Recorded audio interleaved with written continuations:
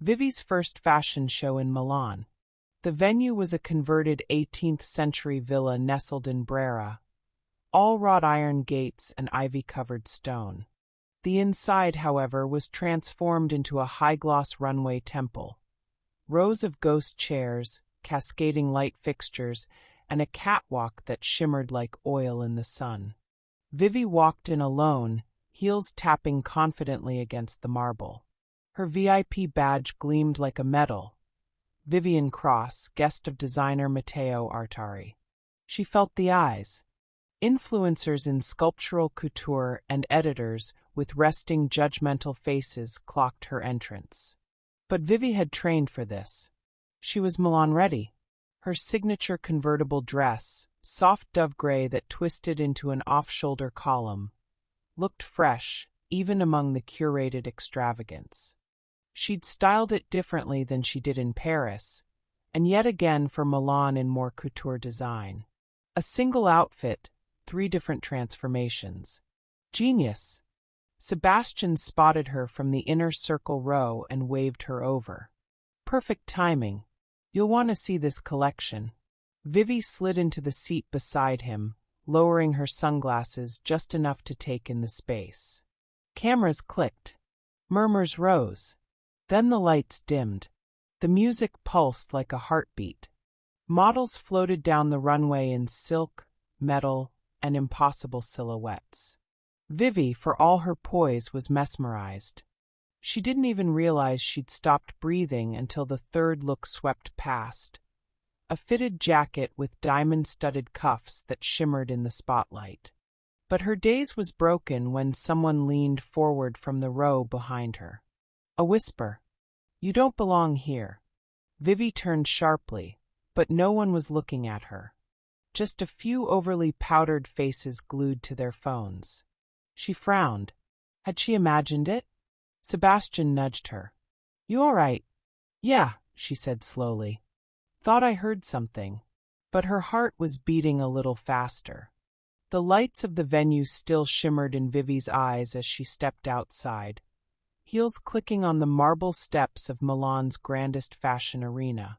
The evening air was electric, filled with flashes from cameras, the echo of designer names, and a blur of compliments trailing after her like perfume.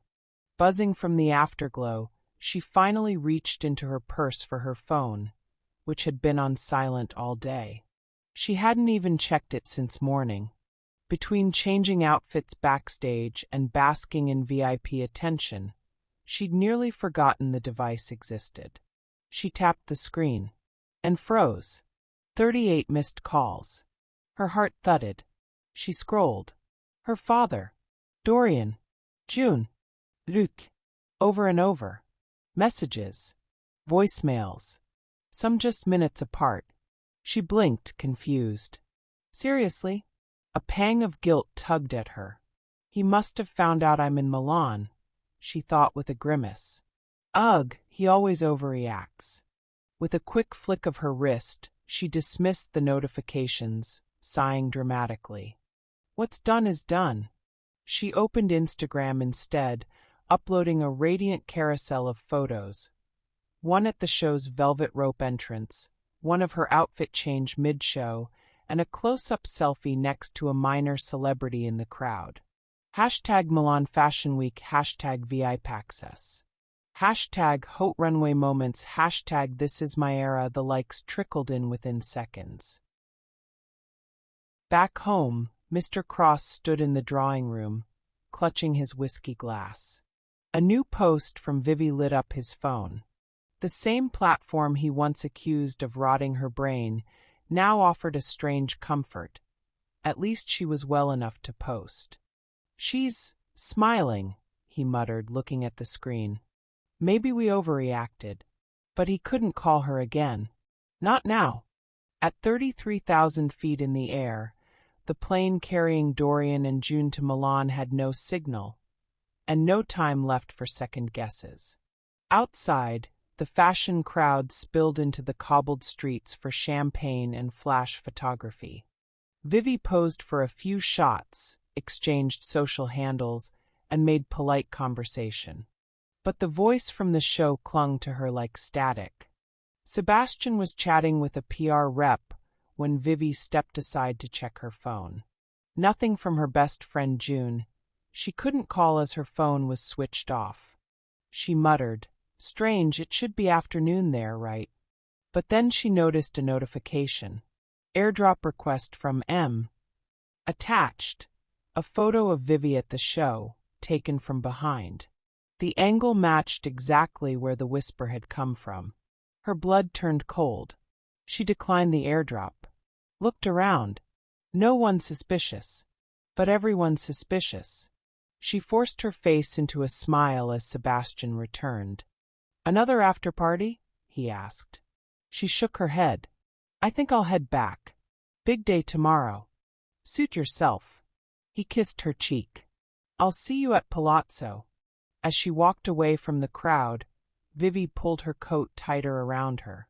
The Milan night was colder than she remembered, and she had the feeling she was being watched. The crowd outside the venue had begun to thin, replaced by valets and flickering street lamps. Vivian stood beneath the grand colonnade, her breath catching in her throat. A ding echoed from her phone, an airdrop notification. "One item from M wants to share a file. Accept?" The preview showed a blurred image, her, taken from behind, just moments ago. Her fingers trembled as she tapped decline, heart pounding like stilettos on marble. She spun around, scanning the street for familiar faces. Nothing. Just shadows and distant chatter. Panicked now, she tried to call June. Then Dorian. But each attempt failed, no signal or voicemail. She was thinking if she should call her father. Her nerves frayed. Just as she was about to try Dad's number, her phone rang. "Luc." She picked up in an instant.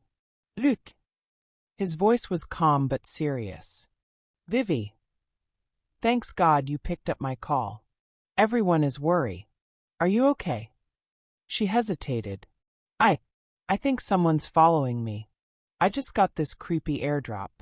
I don't know what's going on, The background noise of an emergency siren at Luc's side, he couldn't hear Vivi. "Vivi, I'll call you after my shift," again Luc said. "Just stay safe until then. Don't go anywhere alone." He didn't get the details. He didn't have a chance. Calling from the outskirt of Paris to Milan had bad connection. They couldn't hear well. "Okay," she whispered. "Thank you." The line disconnected. Vivi took a steadying breath, squared her shoulders, and pulled her coat tighter. She was Vivian Cross, and she would not let fear ruin her moment. Still shaken, she returned to her hotel, winding her way through the ornate lobby of Palazzo Rivia Milano, the boutique hotel known for its exclusive designer clientele during Fashion Week. Her heels echoed in the hallway as she approached her room. She pushed open the door, expecting only silence. But what greeted her instead was chaos. Her suite had been ransacked.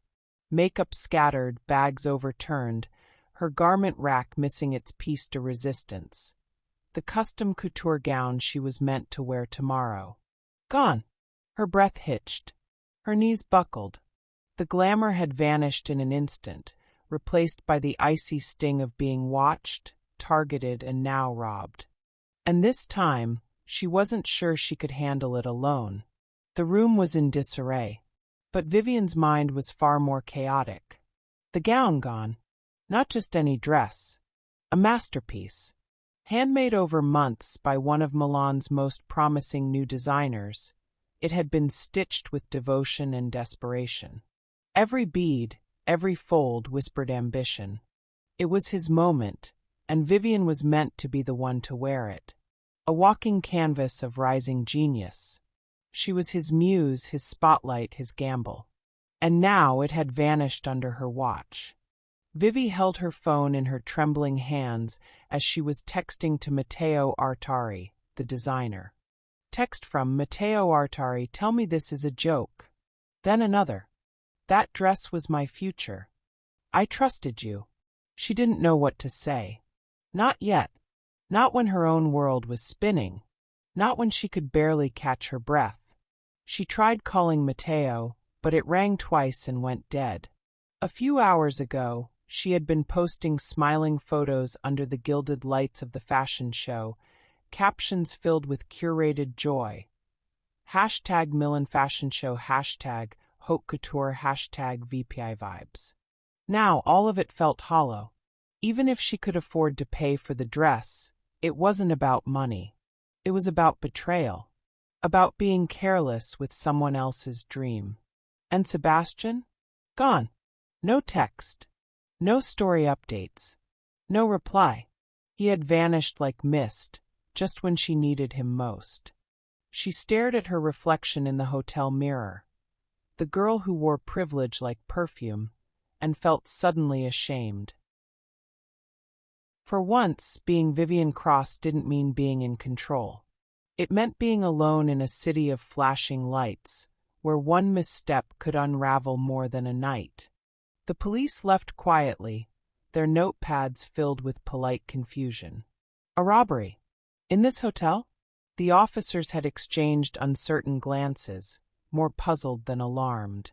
There were no signs of forced entry. No broken locks. Just an empty dress form and a rattled guest insisting that something priceless had been taken. They took down her statement professionally but without urgency, and left with soft-spoken reassurances. A patrol would be notified. A report would be filed. That was all. Now, the suite had fallen silent again. It was past midnight. The golden hum of Milan outside had faded to the hush of early hours.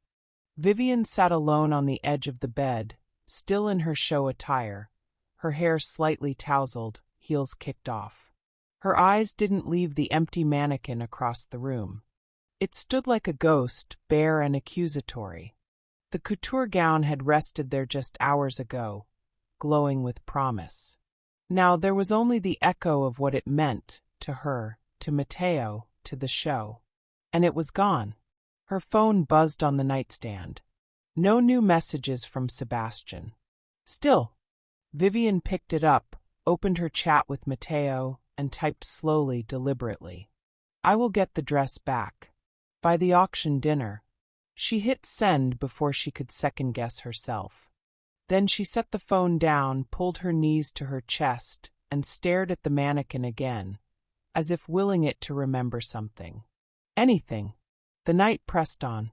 A long, sleepless wait. And somewhere beneath her panic, something unexpected had begun to stir. Resolve. She was done being the girl who ran from messes.